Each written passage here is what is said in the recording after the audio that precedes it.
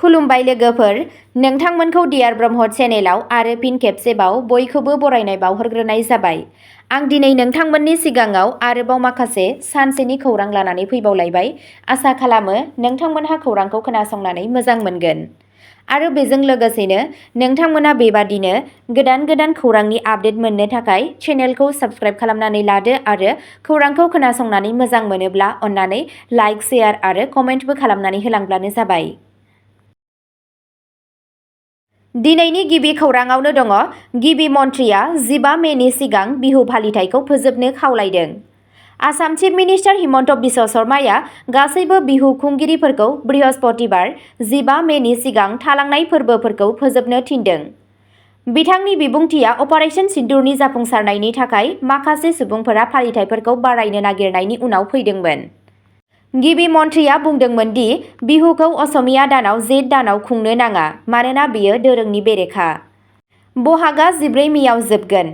सुबुंफोरा जेठआव बिहु फालिथायखौ मोजां मोननाय नङा, बिथाङा बुंदोंमोन। बिथाङा माखासे सोलायस्लुथिखौ गनायथि होदोंमोन, बुंदोंमोन दि जायखिजाया आद्रा थानाय जाथायफोरखौ 2-3 साननि गेजेराव खालामनांगौ। बिथाङा बुंबावो दि बिहुखौ गोबाव सम फोलावनाया असमिया हारिमुखौ असनमान खालामनो हागौ। बेनि सिगाङाव 10 मेआव बिथाङा अपारेशन सिन्दुरनि जाहोनाव आद्रा थानाय गासैबो बिहु हाबाफारिफोरखौ बन्द खालामनो खावलायनानै ससियेल मिडियायाव पस्ट खालामदोंमोन। नैथि खौराङाव दङ। मार्टिना टुडुआ MBBS डिग्री लानो हानाय आसामनि गिबिसिन सान्थाल सिख्ला जायो। मार्टिना टुडुआ MBBS डिग्री लानो हानाय आसामनि गिबिसिन सान्थाल हिन्जावसा महरै जारिमिन सोरजिदों। बिथांजोआ हजाइ जिल्लानि अजरबारि गामिनि आरो गावनि फरायनायखौ तेजपुर मेडिकेल कलेजाव फोजोबदोंमोन। बिथांनि जाफुंसारनायखौ गासै रायजोआवनो सान्थाल हारिनि थाखाय मोनसे गोग्गाथाव बुब्लि महरै फालिनाय जादों। सोलोंथाइ मन्थ्रि रनज पेगुआ बिथांखौ ससियेल मिडियायाव बरायदों आरो बेखौ मोनसे गिदिर जाफुंसारनाय होनना बुंदों। मार्टिनानि गामियारि बिथानिफ्राय सासे देहा फाहामगिरि जानायसिम दावबायनाया जिउ सोलायनायाव सोलोंथाइनि गोहोखौ दिन्थियो।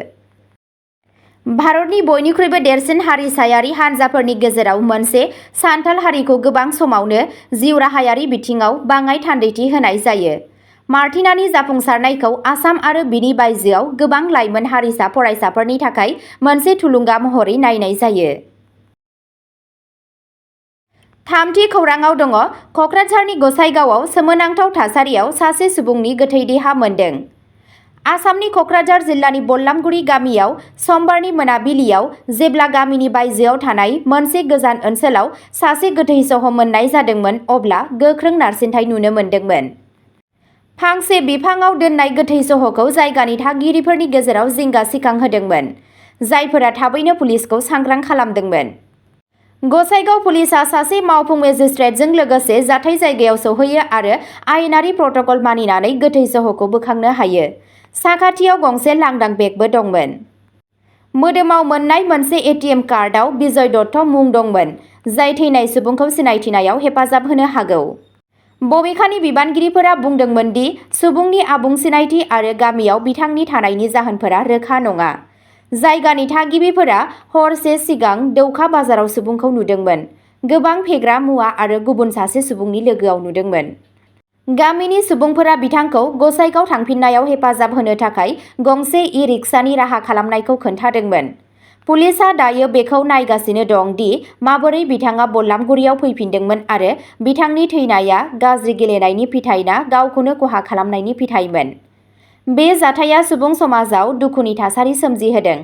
मावख'गिरिफोरा मोजाङै नायबिजिरनो खोथा होदों आरो जायखिजाया सुबुंनाव खौरां दंब्ला पुलिससिम सौहैनो खावलायदों। ब्रैथि खौराङाव दङ। धुबुरी बार एस'सिएशननि बायजोआव साननि सोराङाव सिखाव खावनायाव 3 लाख रां खावदों। धुबुरीयाव समबारनि सानजौफुआव मोनसे साहसगोनां दाखाथि जादोंमोन, जाय जायगानि थागिरिफोरनि गेजेराव गिनाय सोमजिहोदोंमोन। धुबुरी बार एस'सिएशननि थोंजोङै साखाथियाव थानाय सासे ई-स्टाम्प फानग्रानि गलानिफ्राय साननि सोराङाव 3 लाख रां लानाय जादोंमोन। खावजानाय राङा तपन कुमार सिलनिमोन आरो बेखौ सिगाङाव स्टेट बेंक अफ इन्डियानि गाहाय दालायनिफ्राय दिहुननाय जादोंमोन।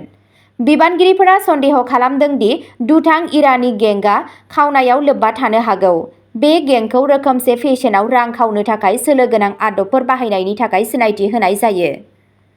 बे जाथाया धुबुरीनि फालांगियारिफोर आरो थागिरिफोरनि गेजेराव जिंगा सोमजिहोदों, जाय दा बेबादि दाय जानो हाथावनाखौ लानानै जिंगासिनो दं। पुलिसआ सुबुं समाजखौ जायखिजाया खौरां होनो थाखाय थुलुंगा होदों आरो ओनसोलारि फालांगिफोरखौ सांग्रां थानो सुबुरुन होदों। बाथि खौराङाव दङ गुवाहाटी मबाइल स्नेचिं केसआव सानै हमजादों। गुवाहाटी पुलिसआ नोगोराव मबाइल स्नेचिं रेकेटजों लोब्बा थानाय सानै सुबुंखौ खादों। गुबुन गुबुन ओनसोलफोराव गोबां मबाइल खावनायनि रिपर्टनि उनाव हमनाय जादोंमोन। अजदफोरनि फिननाय होनानै पुलिसआ गोख्रैनो नायबिजिरनायखौ जागायदोंमोन आरो सन्देह गोनां सुबुंफोरखौ नागिरना दिहुनदोंमोन। अपारेशननि समाव बिसोरो गोबां खावनाय मबाइल फनफोर बोखांनो हादोंमोन। पुलिसआ आथिखालाव नायबिजिरगासिनो दं दि उफ्रा सुबुंफोरा हानजाजों सोमोन्दो दं ना गैया। नोगोरारिफोरखौ सांग्रां थानो आरो जायखिजाया सन्देह गोनां खामानिफोरनि फोरमायथि होनो खावलायनाय जायो। बे जाफुंसार अपारेशना सोहोरनि रैखाथि आरो दायजों जुजिनायखौ रोखा खालामनो थाखाय पुलिसनि बावसोमनाय नाजानायखौ दिन्थियो। पुलिसआ सुबुंफोरखौ रैखाथि होनो थाखाय बेबादि हानजाफोरनि बेरेखायै गावसोरनि सिग्रोमनायखौ सोलिहोबाय थानो समायखिरा लादों। द'थि खौराङाव दङ एटिएम कार्ड थगायनायनि थाखाय गुवाहाटीआव साथाम हमजादों। गुवाहाटी पुलिसआ एटिएम कार्ड सोलाय-सोल' खालामनाय आरो साइबार थगायनायजों लोब्बा थानाय साथाम सुबुंखौ खादों। सन्देह गोनां सुबुंफोरा एटिएमआव मदद खालामनायनि फाव दिन्थिनानै सुबुंफोरखौ थगायदोंमोन आरो फिन सिरि-सिरि गावसोरनि कार्डफोरखौ सोलायदोंमोन। बिथांमोनहा खावजानाय कार्डफोरखौ भुगिनांनाय सुबुंफोरनि बेंक एकाउन्टनिफ्राय रां दिहुननो थाखाय बाहायदोंमोन। पुलिसआ गोबां अजद मोननायनि उनाव खामानि मावदोंमोन आरो दायनिगिरिफोरखौ हमनो हादोंमोन। बे थगायनायाव गोबां सुबुंफोर लोब्बा दं ना गैया बेखौ मिथिनो थाखाय नायबिजिरनाया सोलिगासिनो दं। बिबानगिरिफोरा रायजो-राजाफोरखौ एटिएम बाहायनाय समाव सांग्रां जानो आरो सिनाय मोनै सुबुंफोरनिफ्राय मदद नाजावनायनिफ्राय गोजानाव थानो खावलायगासिनो दं। बे जाथाया इयुनाव बेबादि थगायसुला हाबाफोरखौ होबथानो थाखाय सांग्रांथि आरो सांग्रांथि बांहोनायनि गोनांथिखौ दिन्थियो। अब्ला दिनैनि खौराङा एसेनोसै। नोंथांमोनहा जुदि सोरबाफोर सानसेनि फानजामुथि नायनानै मोजां मोनो, अब्ला स्क्रिनाव होनाय चेनेल बड' इनफ' पइन्टआव थांनानै नायहैनो हागोन। चेनेलनि लिंकखौ डिस्क्रिप्शनावनो होनाय जादों। गोजोन्थों।